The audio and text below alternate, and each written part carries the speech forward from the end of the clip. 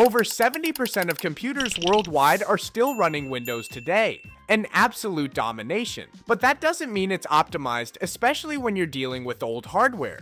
And that's exactly why today we have Linux Mint here. Smooth, free, and unbelievably lightweight. But can a resource-friendly operating system really work magic when all you have is an ancient Office PC?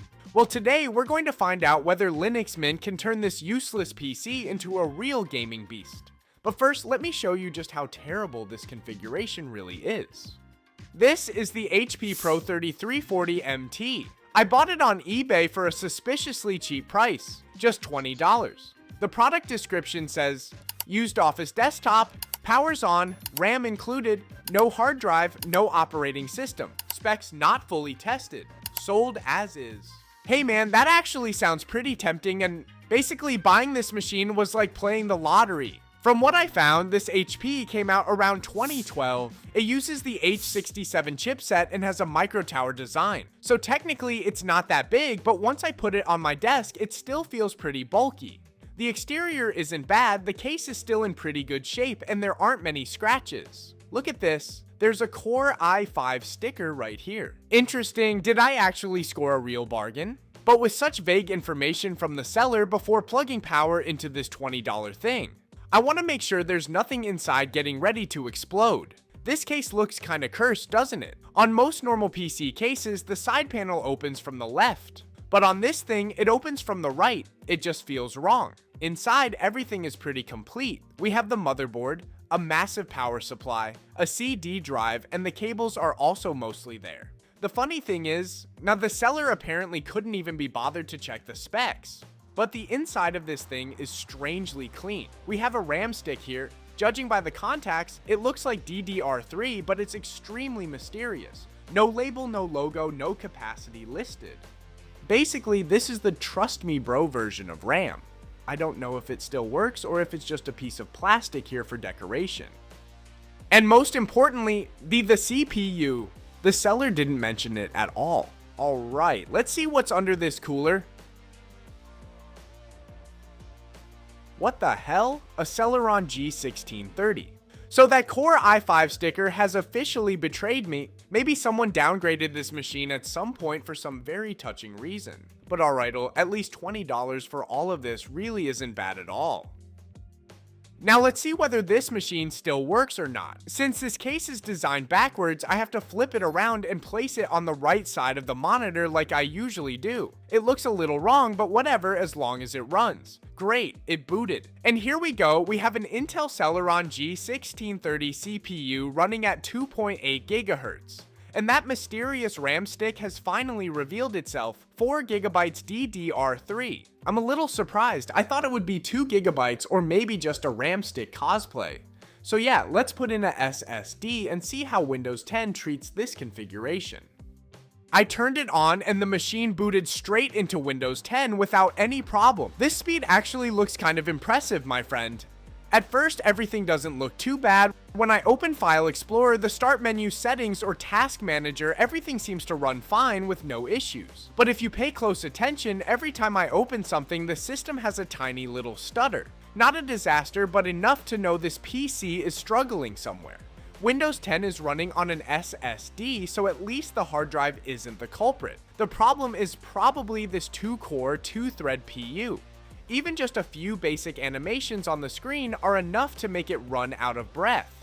At idle, Windows 10 is already using around 1.8 GB of RAM, almost half of the total capacity. The CPU, meanwhile, is still breathing pretty easily, sitting at only a few percent usage. Oh, maybe this machine isn't as bad as I thought. I tried opening Word and Excel and everything works normally. And for basic office tasks like this, I believe all 2-core CPU can handle them. Nothing surprising here. But then I opened Chrome. We spent a few seconds staring at a white screen before it fully showed up. I opened Reddit and scrolled around, and the CPU started jumping all over the place like it was joining a Zumba class. Next, I opened YouTube. The page loaded fairly quickly, but the video thumbnails took a few seconds to fully appear. Not exactly bad, but there is a bit of delay. I played a video at 720p. It seems like it's still fine. The CPU is only a little above 30%, and the video plays normally. I raised it to 1080p and the CPU started spiking pretty unpredictably. The video still plays, but the system is clearly starting to struggle more. It feels like this PC is trying to stay calm in front of me. Then I continued pushing it to 1440p, and at this point the G1630 started breathing heavily, with the load around 90%. Now the video starts to show some slight stuttering. And because I'm a very responsible person with old hardware, I decided to open 2 more YouTube tabs and the machine started stuttering and lagging in a pretty annoying way. At this point, when switching between tabs, the video can no longer play normally. The CPU is completely maxed out. Basically, we're bullying the G1630, RAM usage is now around 3.3 gigabytes. The interesting thing is, before we even used all 4 gigabytes of RAM, the CPU had already collapsed first. Next, I tried Minecraft using Prism Launcher with version 1.2.1.11, and immediately the launcher showed a low RAM warning, but whatever, I like danger. Minecraft still launched, but loading into the world took painfully long. I'm waiting for almost 2 minutes. Luckily, we got into the game. First, I used the fancy preset at 1080p, and just as expected, the FPS jumped all over the place from a few FPS to around 20 FPS. Not good, maybe I need to lower the settings. I dropped it down to the minimum, just 2 chunks.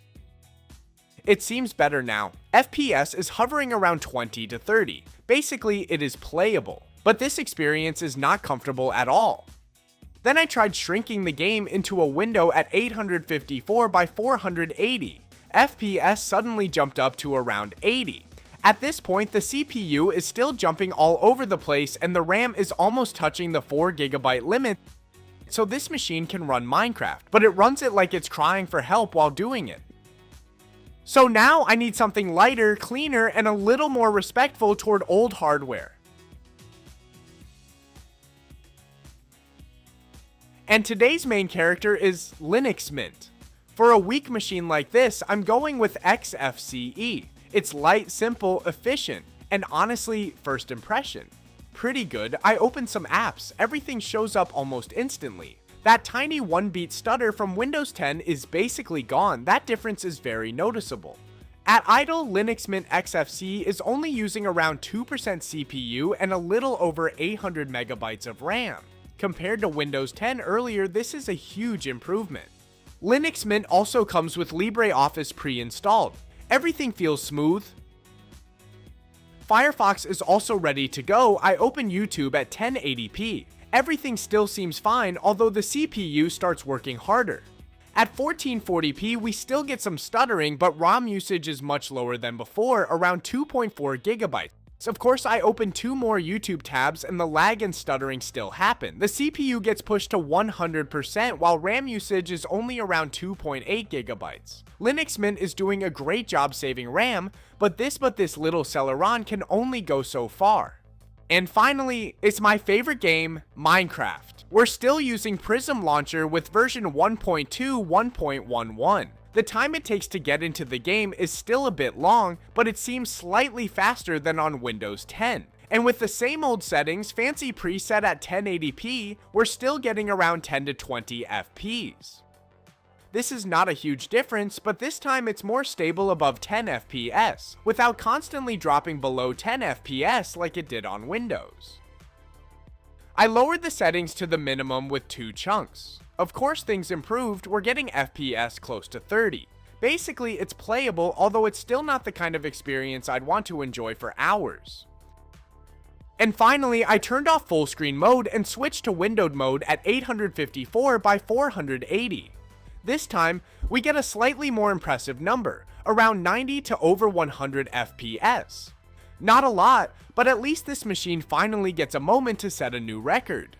The result is not a huge difference, but there is one thing that impressed me. Instead of using almost the full 4 GB of RAM like Windows 10, Linux Mint only uses under 2 GB of RAM. That's basically half. So does Linux Mint help our machine run more efficiently than Windows 10? The answer is yes, but with this $20 configuration, the difference is not massive. Linux Mint is not magical enough to turn this weak Celeron G1630 into a muscular Core i7. Instead, it optimizes resources very effectively. Everything runs with performance similar to Windows, but with only half the RAM usage. The biggest problem now is no longer RAM, the biggest bottleneck is the CPU. Because before I can even use all 4GB of RAM, the G1630 has already given up first. So what CPU do you think deserves to be installed in this $20 PC? Give me a suggestion. I'll see you in the next video.